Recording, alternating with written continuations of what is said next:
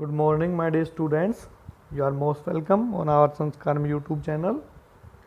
And this is your science class for 8th class, both section competition and non-competition section. Lecture number 8, chapter 2, microorganism. In our last video, we covered the topic bacteria, fungi, algae and lichen. Now, in this class, we read about protozoa and virus. Protozoa and virus.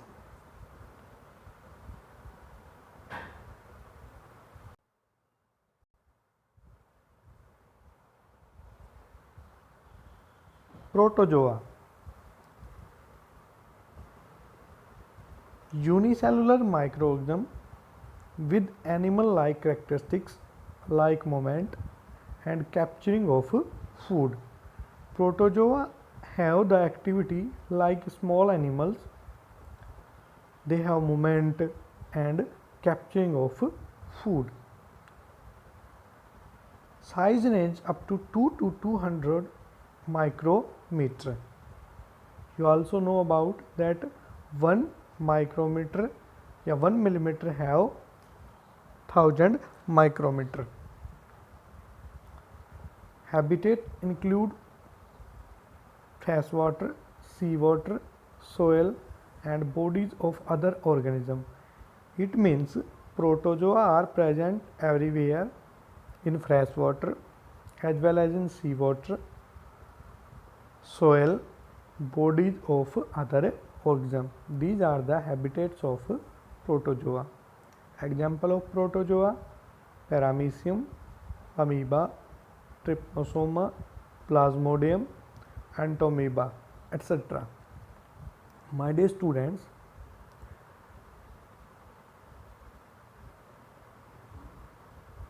you read carefully about Plasmodium. Plasmodium is a protozoa which is the causes of disease malaria. Causes of disease malaria. So once again we read about the protozoa. Unicellular microorganism means a single cell organism, have animal like characteristics like movement. They have the movement and capturing of food. Size range 2 to 200 micrometer. Habitat includes they are present in freshwater, seawater, soil and bodies of other organisms. Example of some protozoan: Paramecium, amoeba, trypanosoma, plasmodium, Entamoeba, etc. Plasmodium, a protozoa which causes malaria.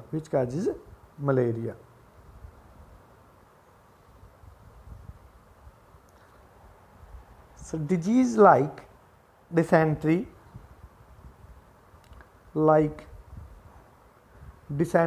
and malaria are caused by protozoa. Entamoeba is a protozoan which causes a disease known as amoeboic dysentery.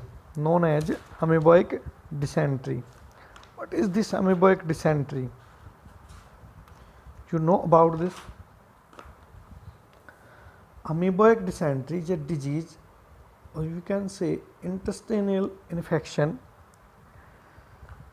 caused by a protozoan parasites called Entamoeba histolytica. Complete name of Entamoeba is Entamoeba histolytica. Amoeboic dysentery is a intestinal infection in intestine. In this intestinal infection resulting presence of blood and mucus in the fecal matters में blood and mucus may be passing outside the body. Plasmodium is a protozoan cause a disease malaria in humans. cause a disease, malaria in humans. Female Anopheles. Female Anopheles is a carrier of Plasmodium protozoa. Female Anopheles is a mosquito, is a carrier of Plasmodium in human body. Plasmodium is commonly known as malarial parasite. So name of the malarial parasite, Plasmodium, and carrier female Anopheles. Female Anopheles.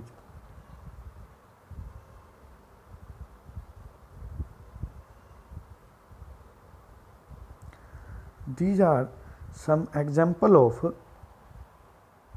protozoa: amoeba and paramecium. Amoeba and paramecium, they are the example of protozoa. Animal like structure, because amoeba also have the movement and paramecium also have movement with the help of these flagella or cilia, and amoeba also have the movement for capturing their food. They are the example of protozoa. Now, how malaria spreads in the body? So, with the help of this video,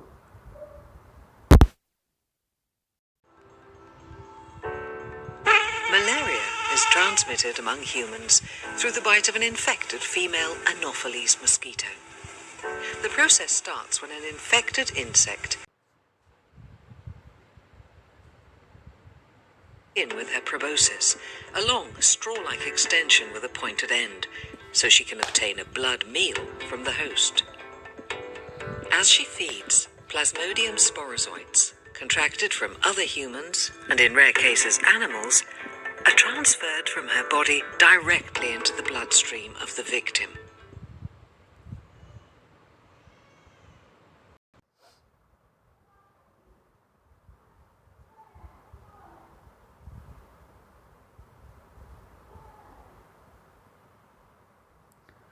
virus. Our next topic is virus. Viruses are ultra microscopic and smallest organism. Ultra microscopic means too small, more small than the bacteria. So, characteristics of both living and non-living matter. Virus behave like a living objects or a non-living objects. If virus present inside a living cell, it behave like a living organism, and when it outside the cell, it behave like a non-living objects. Grow and multiply only inside living cells. Yes, virus only grow inside the living cells. It's a puzzle of biologists because they show some characteristics of the living and some of the non-living matter. They grow and multiply only inside the living cells of plant and animals. All known viruses are pathogenic in plants, animals and human beings. The virus which affect bacteria is called the bacteriophage.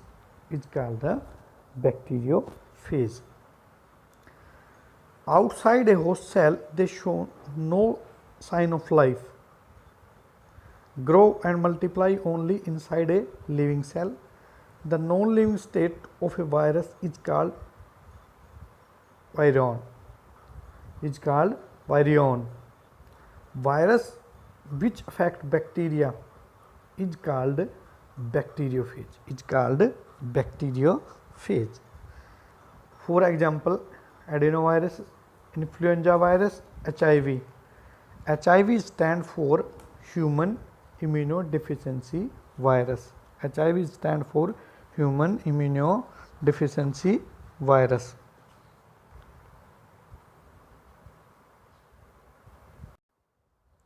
One more thing, my dear students, that virus can reproduce and multiply only inside the cell of other organism such as animal cell, plant cells or bacterial cells. It do not reproduce. It cannot reproduce outside a cell. Viruses are the agents of disease.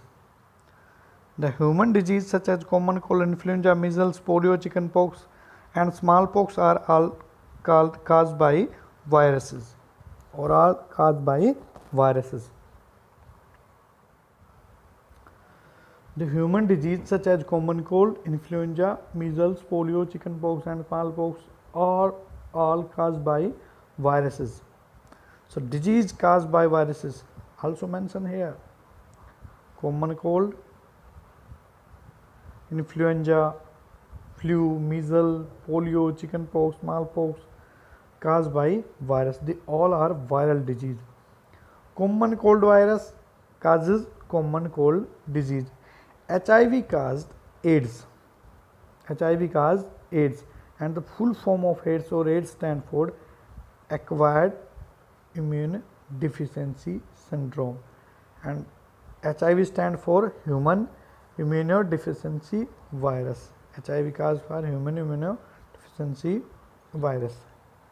Disease caused by virus cannot be treated with antibiotic because antibiotics only act on the bacterial disease. In this video I will see a video also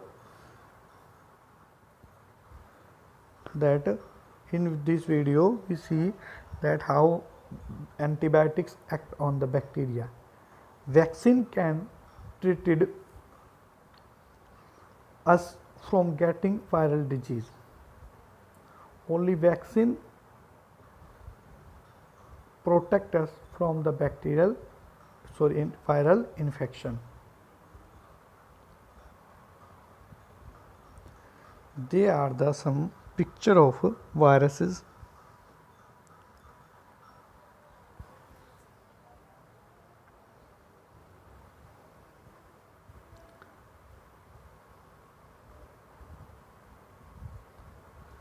Difference between bacteria and germs.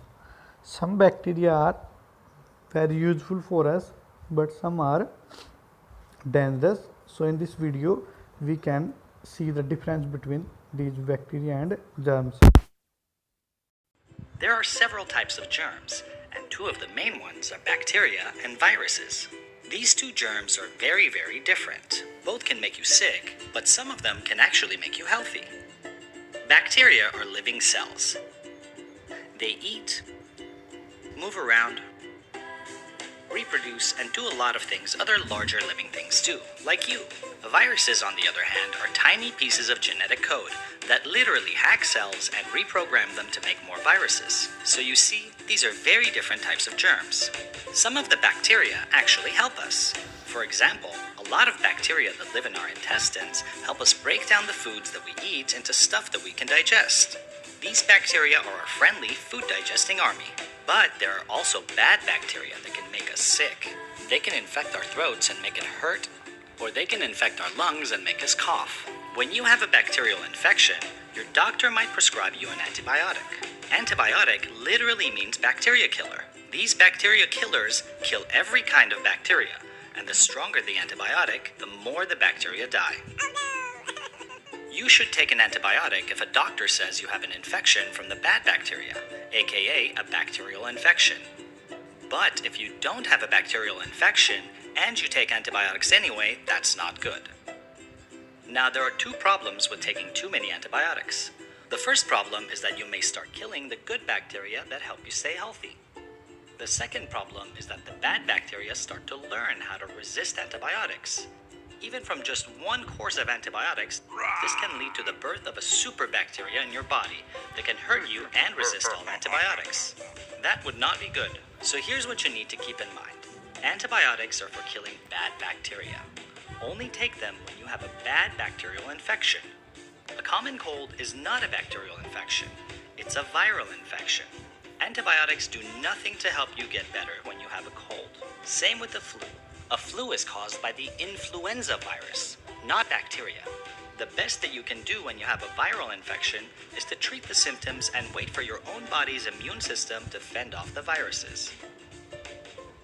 So next time you feel like you have a cold and feel like you really need to do something to heal yourself, remember that antibiotics don't cure viral illnesses. And in fact, taking too many antibiotics can be bad for you in the short term and put all of mankind in danger of a superbug in the long term.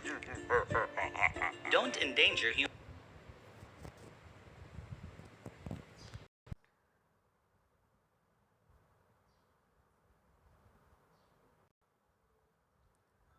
My dear student, with this video we are end our today's class,